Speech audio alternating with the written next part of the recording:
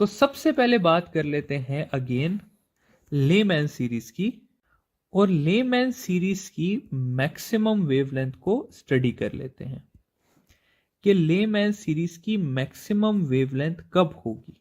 तो layman series की student maximum wavelength तब होगी जब जो P है यानी कि लोअर ऑर्बिट जो है वो हमारे पास 1 होगा और हायर ऑर्बिट जो है यानी कि n जो है वो कितना होगा 2 होगा। तो सिंपल ये कि जब इलेक्ट्रॉन जंप करेगा from second shell to first shell तो तब हमारे पास आएगी लेमैन सीरीज की मैक्सिमम वेवलेंथ। ठीक है, और लेमैन सीरीज की मिनिमम वेवलेंथ कब आएगी? जब P जो है वो हमारे पास 1 होगा क्योंकि हमें इलेक्ट्रॉन को फॉल कराना है फर्स्ट शेल में, और n जो होगा वो होगा हमारे पास इनफाइनाइट।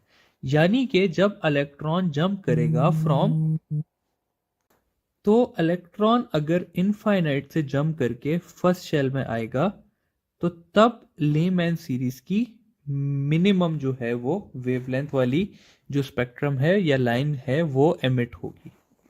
तो अगर मैं इसकी इक्वेशन बनाना चाहूं तो मैं ऐसे से बना सकता हूं कि 1 ओवर जो लैम्डा मैक्स है वो इक्वल है RH 1 over 1 square minus 1 over 2 square के, और जो यहां पर मैक्सिमम मिनिमम वेवलेंथ की लाइन है वो ये है कि RH is equal to 1 over 1 square minus 1 over infinite square. तो इसका जो आंसर आएगा, ये जो लेमैन सीरीज की मैक्सिमम वेवलेंथ है, इसका आंसर हमारे पास आएगा 121 नैनोमीटर, और जो मिनिमम वेवलेंथ है उसका आंसर आएगा 91 नैनोमीटर। ठीक है, अब अगर बात की जाए लेमैन के बाद बाल्मर सीरीज की, बाल्मर सीरीज की जो मैक्सिमम वेवलेंथ जो होगी वो कब होगी कि जब इलेक्ट्रॉन आपका फॉल करेगा into second shell from third shell. ठीक है, और इसकी जो मैक्सिमम मिनिमम वेवलेंथ है वो कब होगी कि जब इलेक्ट्रॉन फॉल करेगा into second shell from infinite. तो इसके लिए अगेन वही इक्वेशन हमारे पास हो जाएगी कि 1 over lambda max is equal to RH 1 divided by 2 square minus 1 divided by 3 square, और नीचे वाले के लिए इक्वेशन हो जाएगी कि लैम्डा मिनिमम जो है वो हो जाएगा Rydberg constant 1 over 2 square minus 1 over infinite square. तो इसके आंसर्स जो आएंगे वो हमारे पास आएंगे कि मैक्सिमम वेवलेंथ की वैल्यू है बाल्मर सीरीज की 656 नैनोमीटर, और जो मिनिमम की है वो है 364 नैनोमीटर। इसके बाद थोड़ी सी बात कर लेते हैं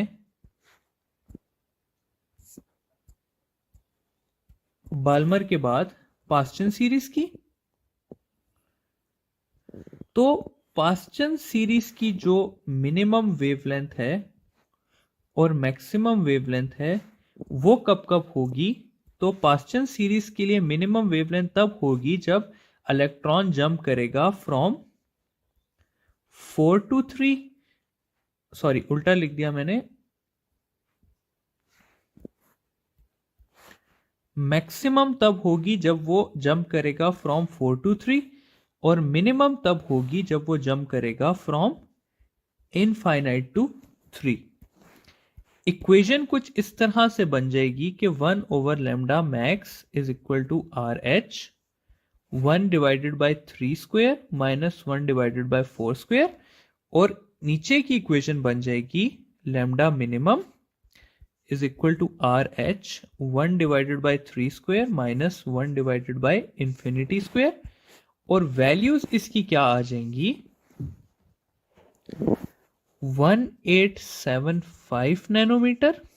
और नीचे इसकी जो मिनिमम आएगी वो आएगी 820 नैनोमीटर। इसी तरह पास्चन के बाद बारी आ जाती है ब्रैकेट की और पी फंड की। तो ब्रैकेट सीरीज की मैक्सिमम वेवलेंथ और मिनिमम वेवलेंथ इस तरह से होगी कि जब इलेक्ट्रॉन फॉल करेगा इनटू 4 फ्रॉम 5, या मिनिमम तब होगी जब वो फॉल करेगा फ्रॉम इनफाइनाइट टू 4 शेल। और इक्वेशन कुछ इस तरह से मॉडिफाई हो जाएगी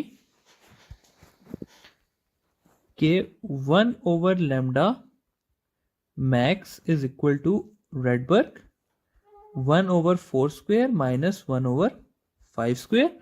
और ये इस तरह से मॉडिफाई हो जाएगी कि 1/4² माइनस 1/इंफिनिटी का स्क्वायर।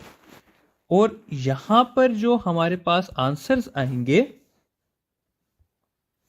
वो आएंगे 4051 नैनोमीटर मैक्सिमम वेवलेंथ की वैल्यू, और मिनिमम की आएगी 1458 नैनोमीटर्स। फिर आखिरी सीरीज जो है वो है पी फंड। तो पी फंड की मैक्सिमम होगी जब इलेक्ट्रॉन फॉल करेगा फ्रॉम 6th टू 5th, और मिनिमम होगी जब वो फॉल करेगा from infinite to 5th। Again equation जो मॉडिफाई होगी वो कुछ इस तरह से होगी, और इसके जो आंसर्स आएंगे वो हमारे पास 7640 नैनोमीटर से रेंज करेंगे फ्रॉम 2 to 79 नैनोमीटर्स तक। तो ये है स्टूडेंट्स हमारे पास मैक्सिमम और मिनिमम वेवलेंथ्स। एडवाइस मैं आपको ये करूंगा कि इसमें जो आपको मैंने मिनिमम और मैक्सिमम की वैल्यूज लिखवाई हैं, ये टोटल 10 एक वैल्यूज बनती हैं। तो इनको लर्न कर लें ताकि आप लोगों को सॉल्व करने की जरूरत ना पड़े, और ये डायरेक्ट जब सवाल आए कि पास्चन की मिनिमम वेवलेंथ कितनी होती है, बाल्मर की कितनी होती है, एक्सेट्रा एक्सेट्रा, तो वो आप लोगों को बाय हार्ट याद हो। इसके बाद दो और सवाल हैं, और वो था सवाल मेरे पास ratio of maximum to minimum wavelengths. ठीक है, ये सवाल आता है। सवाल इस तरह से होता है कि what is the ratio of maximum to minimum wavelength of let's say Balmer series. अब स्टूडेंट सवाल इस तरह से आया होता है कि find the ratio of lambda max to lambda minimum of Balmer series. ठीक है, तो इसके लिए इक्वेशन हमारे पास कुछ इस तरह से होती है कि lambda max over lambda minimum is equal to n² divided by n² minus p²। और n की वैल्यू हमने लेनी होती है p+1। तो अब अगर बाल्मर सीरीज की बात हो रही है तो बाल्मर के लिए p की वैल्यू होती है 2, क्योंकि इलेक्ट्रॉन ने फॉल करना होता है सेकंड शेल में। तो ये इक्वेशन कुछ इस तरह से मॉडिफाई हो जाएगी कि 2² डिवाइडेड बाय 2² माइनस 1²। तो ये हो जाएगी 4 डिवाइडेड बाय 4, सॉरी ये मैंने n की वैल्यू लेनी थी +1। तो अगर वो 2 है तो ये हो जाएगा 3। तो 3² माइनस 1², तो ये हो जाएगा 9 माइनस 4, तो इसका आंसर आ जाएगा 9/5। इस बाल्मर की जगह अगर अब हमारे पास पास्चन लिखा होता तो तब इसके लिए हम क्या कर लेते कि पास्चन के लिए p की वैल्यू होती है 3, तो n की वैल्यू हो जाएगी 4। और तब ये इक्वेशन कुछ इस तरह से चेंज हो जाएगी कि 4 square divided by 4 square minus 3 square, तो 16 divided by 16 minus 9 which is equal to 16 by 7। तो ये आ जाएगा पास्टन सीरीज का आंसर, जो कि रेशो होगा मैक्सिमम। बात कर लेते हैं हम नंबर ऑफ स्पेक्ट्रल लाइंस की। अब देखें स्टूडेंट्स, अगर इस तरह से आपको कहा हो कि एक इलेक्ट्रॉन है वो जंप करता है फ्रॉम फोर्थ ऑर्बिट, ये फोर्थ ऑर्बिट है टू फर्स्ट ऑर्बिट, तो वो कितनी लाइंस एमिट करेगा। देखिए क्या क्या पॉसिबिलिटीज हैं। ये 1, ये 2, ये 3, ये 4, ये 5 और ये 6। तो ये 6 लाइंस जो हैं वो एमिट करेगा। अगर 5 की बात की हो तो वो 10 करेगा, 6 की बात की हो तो वो x so on so on so on. लेकिन अगर सवाल इस तरह से दिया हो कि एक इलेक्ट्रॉन है वो 50th ऑर्बिट से जंप करता है इनटू थर्ड ऑर्बिट, और आपने नंबर ऑफ लाइंस फाइंड करनी है, तब आप क्या करेंगे। तो उसके लिए भी स्टूडेंट्स एक फॉर्मूला है, और वो फॉर्मूला कुछ इस तरह से है कि n minus P, n minus P plus 1 divided by 2।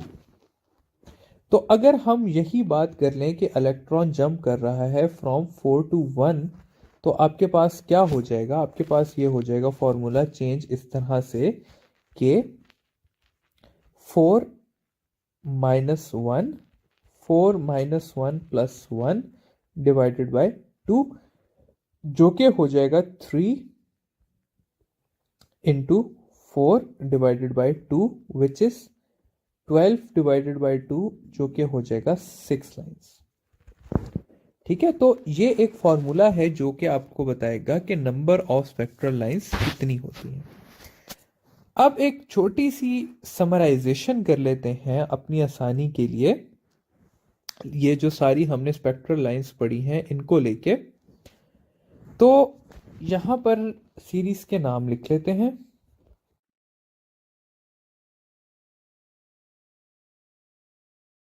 ठीक है, यहां पर अब ऊपर अपने लिए थोड़ी सी चीजें लिख लेते हैं कि लेमैन जो है वो कब होता है, किस शेल में होता है, जब इलेक्ट्रॉन किस शेल में जंप करे, तो वो आ गई हमारे पास P की वैल्यू।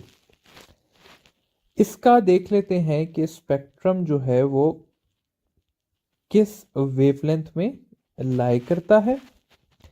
फिर देख लेते हैं कि मिनिमम और मैक्सिमम के लिए n की वैल्यू क्या होती है। और फाइनली देख लेते हैं कि ये किस वेवलेंथ से किस वेवलेंथ में रेंज करती हैं। तो अगर लेमैन सीरीज की बात की जाए तो इसके लिए P की वैल्यू होती है 1, यानी कि जब इलेक्ट्रॉन फॉल करेगा फर्स्ट ऑर्बिट में तो लेमैन सीरीज आएगी। इसी तरह सेकेंड, थर्ड, फोर्थ और फिफ्थ जो है हमारे पास लेमैन से बाल्मर तक P की वैल्यू आ जाती है। अगर स्पेक्ट्रम देखा जाए तो लेमैन सीरीज का स्पेक्ट्रम लाई करता है अल्ट्रा वायलेट रीजन में, जो बाल्मर का है वो लाई करता है कलर में, और जो बाकी तीनों के हैं वो लाई करते हैं इंफ्रारेड में। जो मिनिमम है वो सबके लिए है इनफाइनाइट, यानी कि जब इलेक्ट्रॉन जंप करेगा फ्रॉम इनफाइनाइट टू शेल 1 तो हमारे पास लेमैन सीरीज की मिनिमम वेवलेंथ आ जाएगी।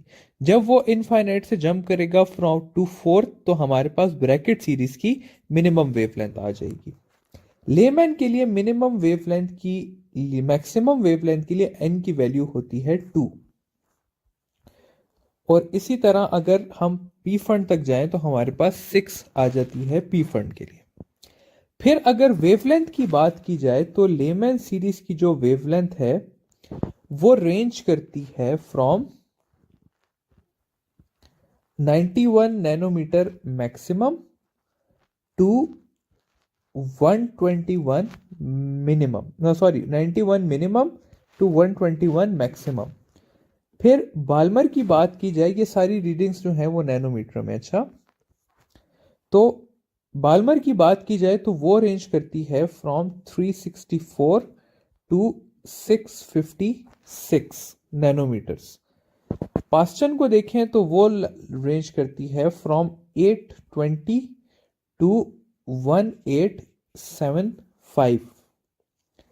फिर ब्रैकेट इसी तरह 1458 से लेकर 4051 तक, और पी फंड सीरीज जो है वो 2279 से लेकर 7460 नैनोमीटर तक रेंज करती है। तो ये है एक समराइजेशन स्पेक्ट्रल सीरीज की।